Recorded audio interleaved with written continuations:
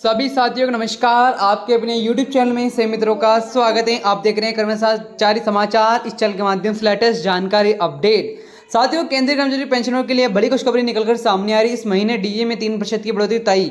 Central employees की बात की जाए तो साथियों, केंद्रीय कर्मचारी पेंशनरों के लिए खुशखबरी, डीए में 3% की बढ़ोतरी तय हो चुकी है, जो कि साथ साथ सेंट्रल एम्प्लॉयज के लिए बड़ी खबर भी निकलकर सामने आ रही, जो कि इस प्रकार चैनल के माध्यम से अवगत कराएंगे। यदि आपने अभी तक चैनल को सब्सक्राइब नहीं किया है, चैनल को सब्सक्राइब करें। अधिक जानकारी जानने के लिए इस वीडियो को अधिक शेयर करें और सरकार की वेबसाइट के माध्यम से जुड़े। साथियों, पूरी अपडेट को जरूर देखिएगा। सेंट्रल एम्प्लॉयज राज्य सरकारी कर्मचारी को रिटायर लाभार्थियों के लिए एक बड़ी उत्साहजनक खबर है। विभिन्न मीडिया रिपोर्टों के अनुसार इस साल महंगा भत्ते डीए में लगभग 4% की बढ़ोतरी होने की प्रबल संभावना है। और साथ ही इस प्रकार से चैनल के माध्यम से देखिएगा। राज्य कर्मचारी और 85 लाख पेंशनधारी प्रभावित होंगे। वर्तमान में राज्य कर्मचारियों को डीए मार्च 25 से 52% और बढ़कर 54% किया जाएगा, लेकिन नई रिपोर्ट के अनुसार इसमें पूर्ण 4% की बढ़ोतरी हो सकती है। इससे डीए 54% से बढ़कर 58% तक पहुंच जाएगा। समस्त राज्य सेवकों पेंशन भोगियों के वेतन मूल्य में इजाफा होगा और सीपीआई का डाटा महंगा भत्ते स्थिति राज्य कर्मचारी के महंगाई की भत्ते निर्धारण प्रक्रिया औद्योगिक कामगारों के उपभोक्ता सूचकांक सीपीआई पर निर्भर करेगी।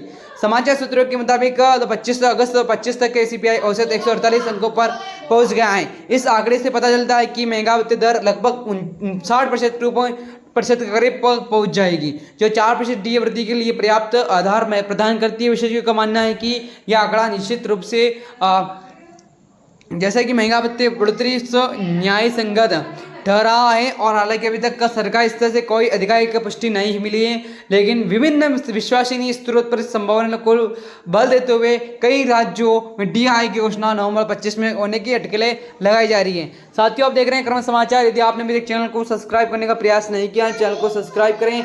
अधिक जानकारी जानने के लिए सरकार की वेबसाइट के माध्यम से जुड़े। डीआई लागू करने की विस्तृत प्रक्रिया क्या है, महंगा भत्ते की घोषणा और कार्रवाई एक व्यवस्थित प्रक्रिया के तहत होती है, जिसमें चरण शामिल है। जब सबसे महत्वपूर्ण बात यह कि पहले श्रम एवं रोजगार मंत्रालय द्वारा सीपीआई के नवीनतम आंकड़े प्रकाशित किए जाते हैं। इस आंकड़ों के आधार पर एक विस्तृत फाइल तैयार की जाती है, जिसमें डीए वृद्धि का गणितीय आधार स्पष्ट किया गया है। इसके बाद फाइनल वित्त मंत्रालय को भेजी जाती है, जहाँ वित्तीय विशेषज्ञ इसकी समीक्षा करते हैं। फिर कैबिनेट की बैठक में इसे प्रस्ताव पर गहन विचार विमर्श होता है और सभी पहलुओं का आकलन किया जाता है। अतंत वित्त मंत्रालय द्वारा आधिकारिक आदेश जारी किए गए थे, जो सभी राज्य सरकारों की विशेष बाध्यकारी होती हैं। यह पूरी प्रक्रिया आमतौर पर कुछ सप्ताह से लेकर कुछ महीने तक समय से चली आ सकती है। गणितीय फार्मूला और वैज्ञानिक आधार पर बात की जाए तो राज्य सरकार महंगा भत्ते गणना के लिए एक निर्दिष्ट गणितीय सूत्र का उपयोग किया जाता है, जो बेहद ही वैज्ञानिक और तर्क संगत है। यह सूत्र डीए प्रतिशत 12 महीने का सीपीआई औसत 261.42 बट्टे 261.42